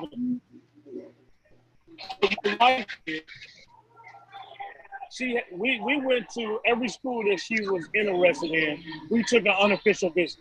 So we spent that money to go everywhere she went, as far as Alabama, all the way to Kentucky, to Pittsburgh, and we asked the coaches tough questions. You know, we let her see this is what they have to offer. Because what I noticed is, just like somebody said, a lot of these coaches want to give you fluff, and they couldn't do it to us because we both were college coaches. And so, you know, we went down to the academics. We asked what kind of services they had. We asked what's their living arrangements. We asked what the safety thing is. And you could say, I asked when it was about my son too, because if you look, you know, yeah, they killing young brothers left and right on campus. So I need to know, hey, how y'all handle things? You know, what's y'all's protocols on athletes going here, going there? You know, it was like a over parents asking questions like you sending your kid off to summer camp. You know, and I also wanted to make sure if I couldn't get there. So for instance, if Sean was traveling down to Illinois State, man, he could ride up on Bradley, you know, at the time and roll up on Jason. Just to say, you all right? You good? To me, that's important. That's important to me, is to have other brothers support and making sure coaches don't have no problems with that. But that process there is one where we did our homework, we asked the tough questions, but we put boots on the ground. We went there, you know, so we had to see you. I want to see your facial expression. What my wife said, I ain't gonna play with you. Don't make me come down here. I want to let y'all know that she's serious. I want to see your facial reaction. You know, so you know that process for us was definitely it was enjoyable though. It was enjoyable, and she landed with one of the best coaches in the country, Kim Mulkey at LSU. You know, but you know everybody doubting her though. But that's okay. That's okay. You can doubt her all you want. Reggie. Yeah. So what the recruiting process like for Sincere? It was tough, really. Like the class of 2021, you know what I'm saying? Like, not too many people biting on him, you know what I'm saying? So, like, you know, I ain't really bite on him until he went to We Are United Prep, you know what I'm saying? He had a real good year there, you know what I'm saying? So, a couple schools started coming. But my thing with him was really what Eastern doing right now, got him in the post. You know what I'm saying? Like, so, like, I ain't never really want to consider every coach I want to hear them say, like, he's 6'8", cool, but he ain't no post player. You know what I'm saying? So that was my thing with anybody that wanted to talk to Sincere. and I went to Eastern Illinois. He actually took that visit without me. He chose Eastern. He did all that on his own because he felt like I wouldn't approve of Eastern. You know what I'm saying? Like I just felt like he bit the bullet, meaning like he, you know what I'm saying, like he could have had a couple of other offers. He has out of yes, who he had on him? He had Southern on him. He had a couple schools on him that was higher than Eastern. You know what I'm saying? But Eastern was telling him, you know what I'm saying, like he can play the guard, he gonna have the ball in his hands, everything he wanted to hit. You know what I'm saying? So he chose Eastern, and I rolled with him. You know what I'm saying? I supported that. It just be like, man, these motherfuckers tell you anything, bro, to get you there. Like they don't really, you know what I'm saying? They gonna tell you whatever they want to tell you to get you there. So like he said, you know what I'm saying, you gotta do your own scout. You gotta look up Google. You gotta do your own research, you know what I'm saying? See who there, see who not there, see who left, see why they left, you know what I'm saying? The coach's atmosphere, the school atmosphere. You gotta pretty much do that yourself. So when you go in there, you know what questions to ask. You know what I'm saying? They can't tell you what they just can't tell you anything, you know what I'm saying? So that's really much my thing to tell anybody, man. Do your own research on the coaches, the atmosphere, everything, bro. What about you, T? Let me see. The recruitment process, it was kind of pretty. It wasn't pretty bad. It was kind of cool. What I did was after like we went to the visit, everything like they doing the visit, you just seen like they was more close knitted, and just me knowing my child, it was like I'm like this might be the place for you. Like just really like they weren't really giving us like no a lot of BS type of conversations, letting us know like you're not starting coming in, things of that nature. Like you only gonna probably get 20. You might have to play 24 minutes if you come in as a freshman, things of that nature. And then the one thing that really sold me was through the year. I was watching them, and then they had the post game interview where he ended up mentioning T prior to T not even being in the building yet. And that's when I knew, like, okay, yeah, this coach might believe in you. So this just might be the right spot. He gonna give you a chance, and he only got 2 years. So you know what I'm saying? They only re-sign him for 2 years. So you got to go in here and don't bullshit. You got to go take care of your business, because they might not re-sign him. So you still can't play. So I think that was the thing with us with the recruitment process. But that we knew that was kind of the spot, because you ain't gonna find too many coaches that strongly believe in you immediately, and we undersized. So you How know What how about long you, was that. Sean? Hey T, how long was they recruiting them before y'all started that little, you know what I'm saying? Like knowing all that. Like how long was Uh, it? they recruited him. Like he could have actually went there. Like he did the post grad year to get his year back. But what Right. he did, he could have went that year. Like they probably watched maybe like maybe I want to say maybe a half of the first half of the game. So what he did, he ended up just going and really going to offer him immediately, because three more schools was picking up on him.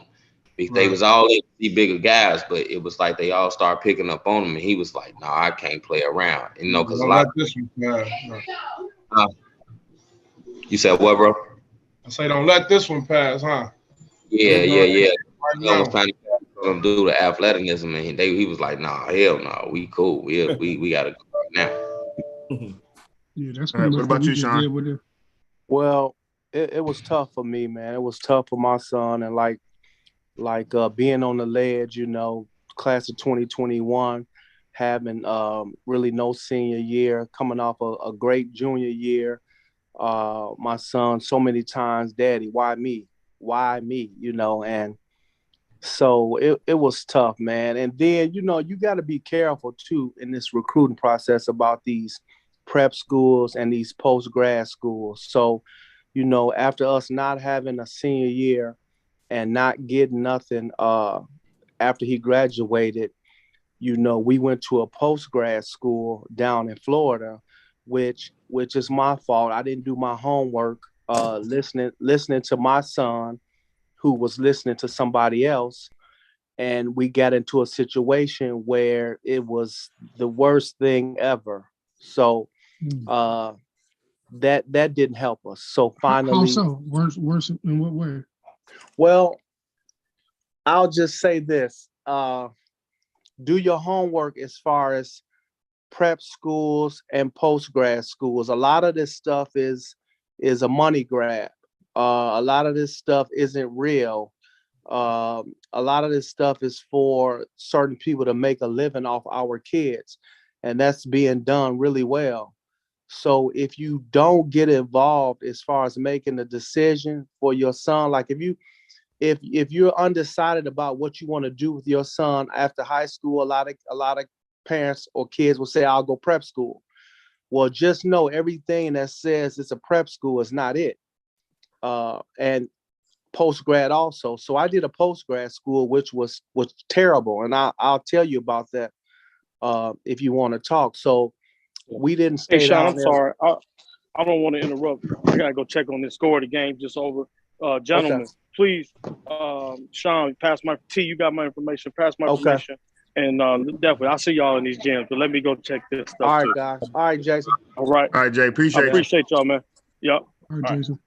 So just taking a chance on something, ignorance is the definition of ignorance is not knowing. So you have to know what you're getting yourself into when you leave high school, prep school, post grad school, whatever you call it. Do your homework, Zay. But that situation, it didn't work out. It was a money grab. It was a fraud. So we had to come back to ground zero, start all over. And, like I say, Rodale reached out to us. And, when you don't, a lot of times, if you're a small guard, you don't pass the eye test. The eye test is if you got 10 guys lined up on the wall and everybody's about 6'7", 6'8", 6'7", they're going to get the first look. But if you know anything about them small guards, Sean and T Baby, they dogs.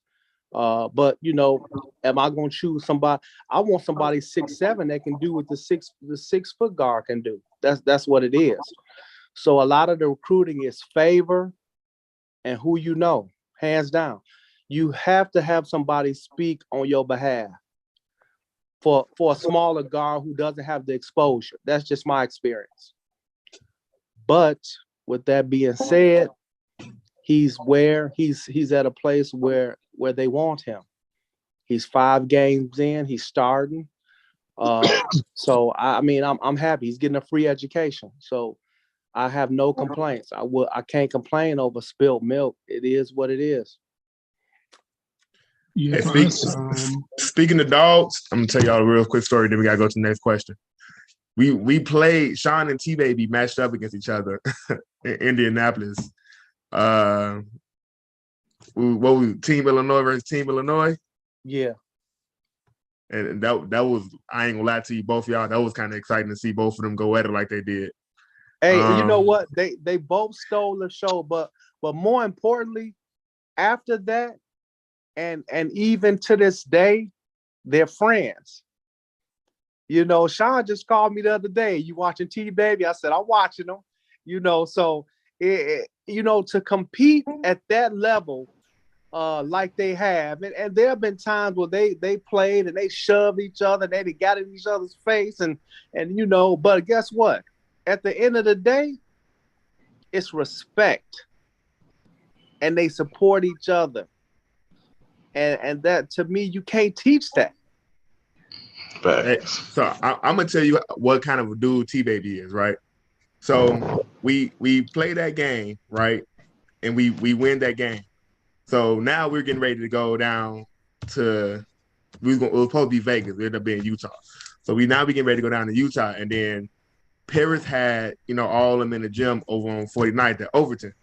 And I walk into the gym, and all of them like all red and all of them they in the gym. T Baby, all of them in the gym, and they just talking crazy like, man, we play y'all again. We'll beat y'all.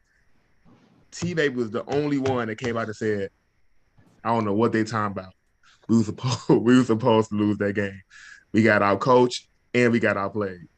I say, yeah. I see. Look, that's how you know basketball. Like that right there, that piece right there. Like again, you supposed to be competitive, but that let me know, like no, bro, y'all won that game. Like I won my leg back, yeah, but it when nobody cheated because they was like, yo, the ref cheated and all this other stuff.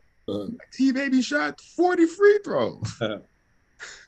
like we didn't complain. We just kept playing, bro.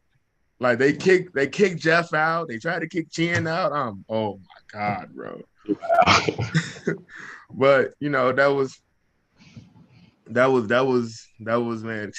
Keon actually on the he commented now, so he's them his guys, but that was a fun environment to just like people that missed out, like during because it was the pandemic, you missed that was a show that them two young men put on.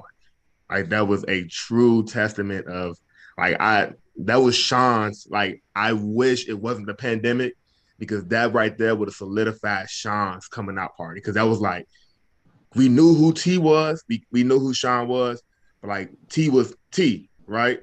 Everybody like T baby. When you talk about guards in Chicago, it was T baby, right? The way Sean competed and controlled that game was like you belong here, kid. And that was that game. Like and not to mention that was his first. I want to say he said it was a dunk. I said no, you just touched the rim.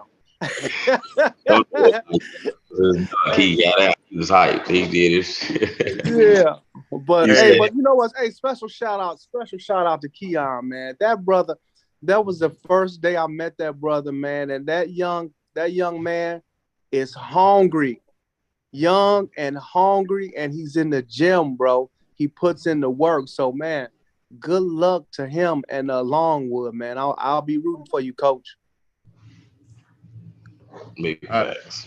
Our next question, we kind of covered all the questions. So we'll end it here. What advice would you give parents that's trying to get their kids and coaching their kids to get to this level? Say kids, you said? Yeah. So what kind of advice would you give the parents, that's in this position? Like, for instance, a Martell who got free bands, who was on here last time. He's 7? Or, what kind of advice would you give them guys, parenting their kid to get to this level that you guys got your kids? Shit, I need that advice too.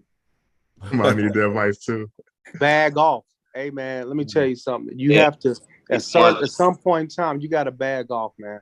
Like Xavier said, Zulman, he said you got to bag off at 16 when EG10 called for my son when he was 16 out of Indianapolis. That was a blessing for me because at some point in time they stop it. You're dad, and they don't respond. But to watch and see them respond to somebody else, telling them the same thing you told them, it's amazing. It's frustrating for me, man. How attentive they are. They are so attentive, but when you tell them, oh man, yeah, okay. So bag off early. That's the best advice I give to somebody who's coaching their child and want them to be successful. Bag off, put them in the hands with somebody who's got their best interest. Go sit down somewhere. Anybody want to piggyback off that? My advice I give parents, especially fathers, you have to understand your child, man. Your child may be the best in your house, but he ain't the best when he step in that other gym with those other kids, man. Over the years, I've watched parents compare their kid to another kid, and I've always said that I would take either one of my sons. You may be better than this kid, but you may not be better than this kid. It's just to me, basketball is a natural progression, man. When I was coming up, we didn't have, and probably everybody had this in the neighborhood. You probably had the neighborhood drunk, a dope fiend, and come and straighten everybody out and leave. Because they were just naturally good. Some kids are just naturally talented. There's nothing you can do, there's nothing you can say. And I say that because parents they look at their kids through certain type of glasses, and the expectations they have for a kid is what damage so many parent and kids relationships. I always want to be daddy. I always want my kids to, man, when something going wrong, I want to be the first when they call. You know, I want to be that one advice. And then with basketball, it's a short window, man. I mean, I've heard a couple guys say, man, when the ball stopped bouncing, man, that could be at any time, man. Injury, interest. I done seen kids, man. I done seen kids stop playing, man, 7th, 8th grade because they figure out, you know what, I'm gonna get back at my father. You doing all this hollering and hooping and hollering, you know, I don't want to play no more. So now what you gonna do? Where's your relationship at with your kid? You know, as far as training, I don't knock anybody training habits, anything. I just, you know, me, like I said, I'm not the everyday in the gym type person, you know, because it has to be a balance. You know, we said, everybody's mentioned that you want them to be a kid. You know, it's cool to say that, but do you really mean that? It has to be a balance. Like my kids, they're coming up. You know, there was a time I was like, man, we're gonna go to the gym and do this, we're gonna go to the gym and do this. So then I say, you know what? Let me bag up, and I want y'all to come wake me up. You know, wake me up and say, man, I thought we was going to the gym. Now I know I got your attention. So with fathers and their sons, and it's a dicey conversation because when you have a son, it's sometimes it's tough to talk to another person about raising a son because, you know, we're in Chicago. First day you're gonna say, oh man, he hating the way I do this. It's like T said earlier. T family, his T baby was like my son. Him and my son Cameron best friends. So I felt that I can go to T and be like, you know what?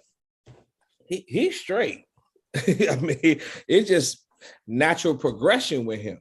He's gonna be good, you know. And I'm not saying I'm a guru or nothing like that, but I've just watched parents in the gyms and going outside, storming out of the gym and grabbing the kid by the car and blah, blah, blah. Man, I never want to lose that respect of my child or the confidence he have in me because I'm his father regardless. And I can't scream and, you know, I don't want to scream and holler at you about a certain shot you didn't make or you didn't outperform this kid, man. That's on you. You know, my kids all know, and they all tell you, man, what they say. I tell them, just don't waste my time because I got other stuff going on. If you're not going to play hard, man, I'm gone. Just like the CP3 camp that Saturday. I just felt Devin was just out there, you know, bullshit around. I ain't stick around for the third game. I went home. And they know that. And when he talked to his brothers, that's typical dad because I got to make sure this is what you want to do. You know, this is time and money, man. Time and money. So I don't just believe in me pushing a kid. Because some kids just not as talented, you know. And you had a kid, we all had that kid. Did you see like this kid don't work out at all? Prime example is I got Anton Bloxton. Anton Bloxton can score the ball with the best of them, man. With the best of them. And he had told me, he's like, man, Big Fred, I don't even work out like that. I said, I know. But he's just that talented, you know? So, man, and pushing his kids, man, to the brink where they don't want that father-son relationship, man, that'll kill me, bro. That'll kill me. I look forward to phone ring. I mean, Fred called me a little while ago. I told him to call him back. I look forward to hearing from my kids, man. And like I said, it ain't about basketball, man. What's up with school? You know, man, what you doing down there? Man, are you eating right? Man, you got cold medicine in your room, man. Stuff like that, man. I don't never want that to end because they upset with me because I didn't scream and yelled about basketball. Yeah, exactly. I feel that. There go Devin in the back as you speaking. T, you want to give your advice?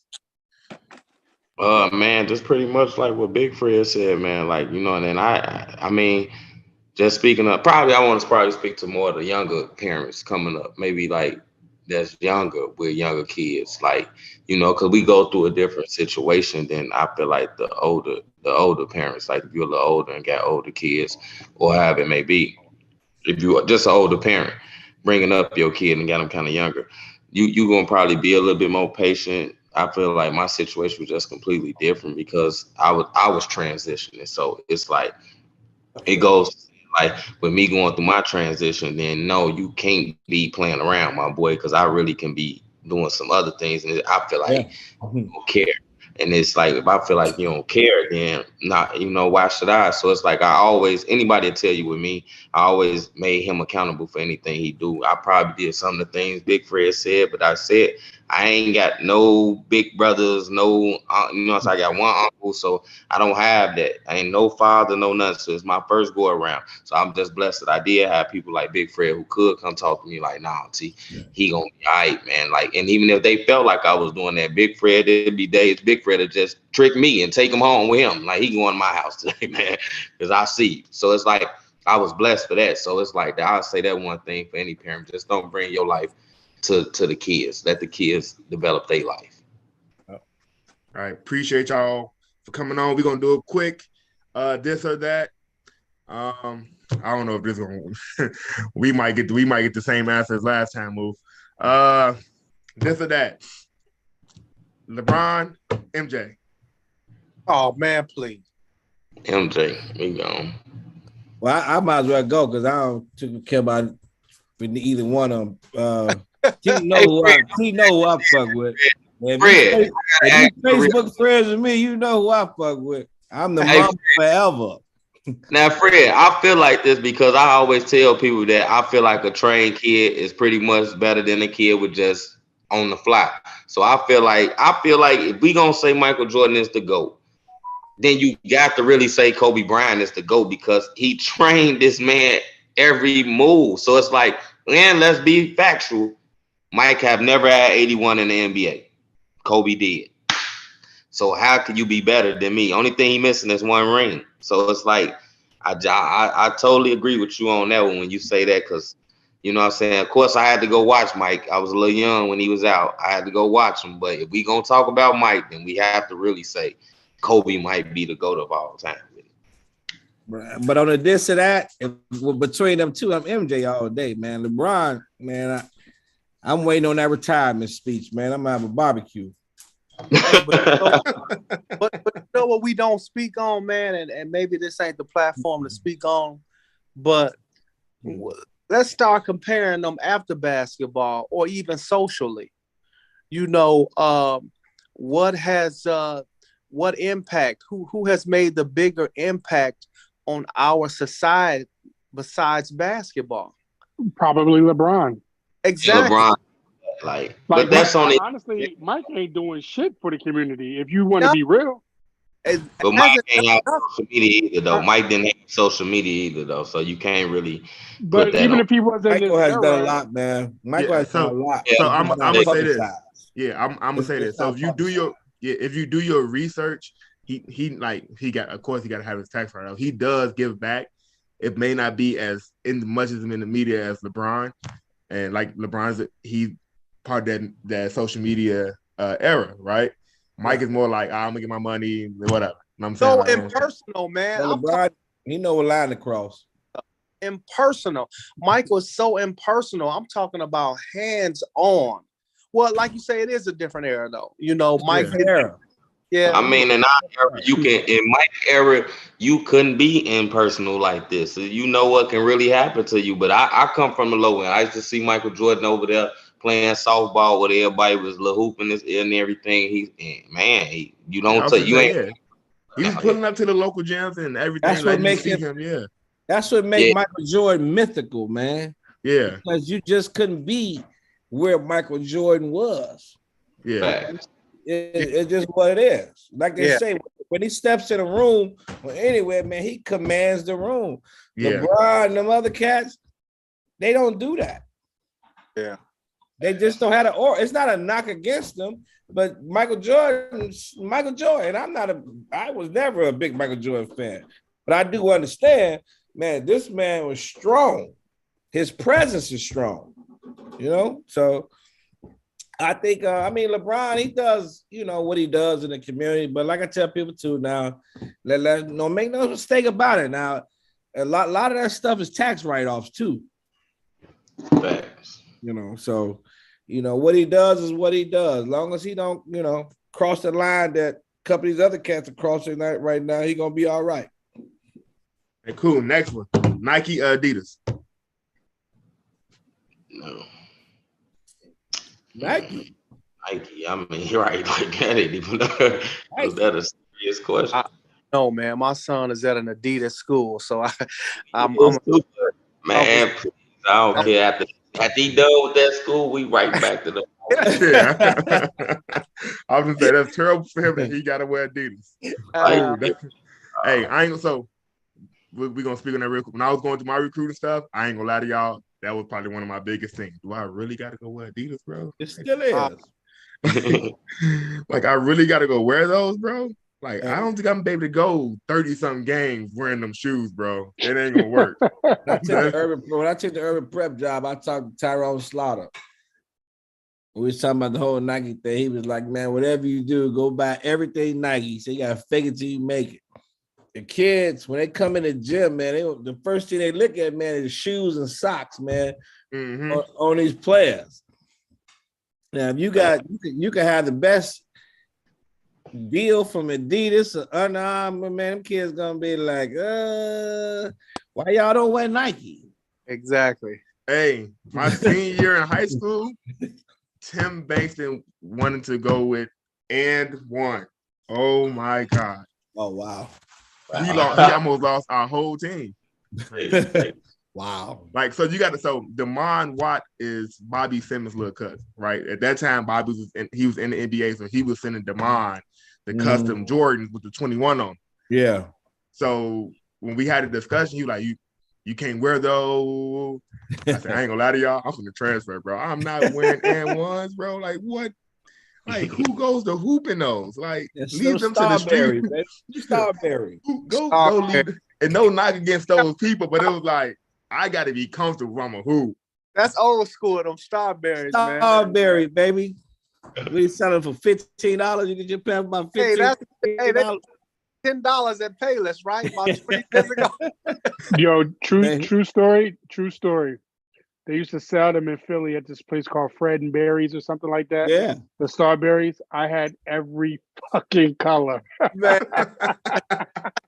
I swear to God. I'm glad you left that trend in Philly. Strawberries. It wouldn't have worked in Chicago. Hey, maybe that's a Philly thing, man. That's a Philly thing. You would have walked in the gym in Chicago, they probably would have escorted you out. You'd have to take your shoes off at the door, cuz. Excuse me, sir. Your shoes and are a weapon. And I used to have like 4 or 5 colors of the S dots. Y'all remember them shits? I never heard of that, bro. Except that was Reebok. Oh, yeah, Reebok was the S dots. They was Jay-Z joints. Jay-Z Are you shoes. talking about with the push the no, thing? Jay-Z shoes. Nah. There was more. The S dots was kind of like a comfort sneaker type of shoe. No, we talking about hooping shoes. We talking about comfort shoes is one thing. Even though Jay-Z my favorite rapper. I heard you say N1s. I used to rock N1s too, bro. Nah, I couldn't do it. I'm a sneaker. I just got a box from Mark. I got sneakers over here to add to a collection of over almost 200. I ain't even gonna lie to you, Moo. I look. Hey, so I be telling the kids, like, so we not a shoe company, we a smaller AU program. So when the kids be talking to me about like the Mean Streets and the Nike and the gear, I get it. Cause I went and played, I left Old Gold and I went and played with the Illinois Hawks because we had Nikes. Yeah. I get it. I tell you, I get it. I definitely understand. So Rob, I'm a sneaker fiend, bro. Like Sean to tell you, he know. Hey, Moo got him up. Hey, a lot of the guys on here are young, so you probably won't remember those Brooks that Dominique Wilkins, man. What you talking about? Yeah. Hey, T looking lost. T like, man, Sean, what the hell are you talking about? The Brooks, the Mavias. The Brooks, baby, T. The Saucony's. There's Saucony's. Saucony's. I had Saucony's when I was in grade school. Yeah. All right, we're gonna go with Gatorade or Powerade. Gatorade. Man, whatever you can afford, man, that day, at the game. You got $1. About whatever you can afford at the game. No, facts. Nowadays, it tastes better with your food. Look at the sodium content in that, man. You mess around and have a heart attack drinking that, man. Sodium and potassium. Gatorade give you kidney stones. Facts. All right, so I appreciate you guys for coming on for episode 3. I shared it to my page. You guys can share it with your families. They can come on and watch. Make sure they like and subscribe. I hope to see all you guys at the event this year. We're working on the venue. The event going to be the weekend of April 8th and 9th. So college coaches can come out and see. Big Fred, I talked to Devin about doing an 8th grade game, but I'm going to be honest with y'all, it's kind of up in the air because that is AAU time. Yeah. So I know my program is doing Toy Baylor tournament, so a lot of my kids will be available. But I don't know. I'm trying to wait to see like what the May Hoops and all those cats are doing with their tournaments. Well, we're in the AAU portal right now, so we are. No, we already had a discussion, Fred. Don't tell nobody our discussion. Portal. We're in the portal right now. Don't do me like the other guys on this podcast. Outside of Big Sean. Big Sean gave me his kids. Big Sean gave me Lil Sean. Everybody I couldn't get X. I couldn't get T. I gotta get you. Gotta give me Fred. I mean, Lil Daffy. Hey, everybody get a plug in if you can. T, Fred, about your kids' next game. I'm gonna say this. If you guys are in town or not busy, or tune in December 6th. At South Suburban. Yeah, South Suburban. Oh, no. I'll come. We got T.Y. Me and Keon definitely said we coming. South Suburban is number 1. South Suburban is number 1 in the country. And we play them December 6th, 7:30 at South Suburban. So, I'll be there. I'm pulling up. I got 2 of my boys playing each other. I got right now Friday versus Sean. I'm gonna send you the link. I said we got T.Y. now Friday. I've been following y'all. I got Hula, so all y'all games are on Red know already. Like, yeah, we got to get a little man. Shit, it's up there. Yeah, I did that. Yeah, send me y'all links. His first game is Monday. He at Oaklawn now, and they play Hillcrest on my birthday, December the 2nd. So I'm looking forward to that.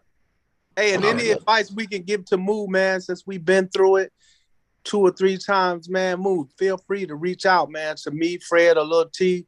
Yeah. Man, we've been through it. It, man. It's gonna come.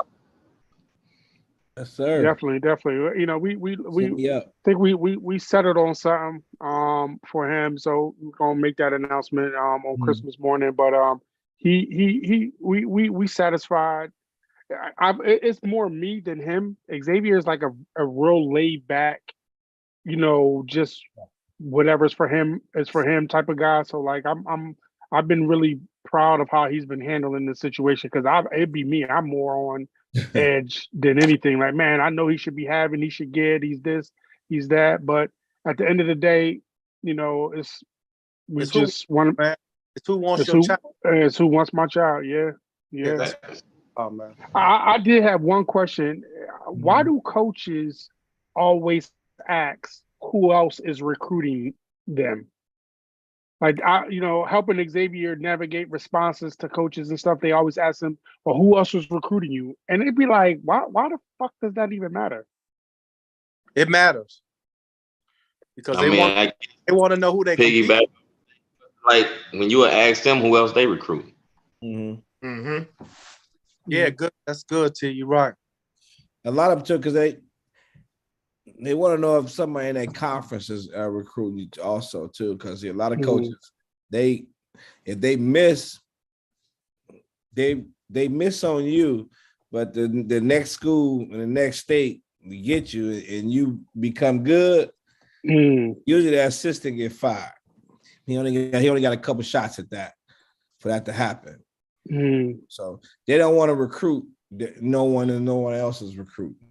A lot of schools want to, that's you just the 5-star kid. You know what I'm saying? They jump out there. But if you're a 2-3 star kid, they want to know what interests anybody else have in you.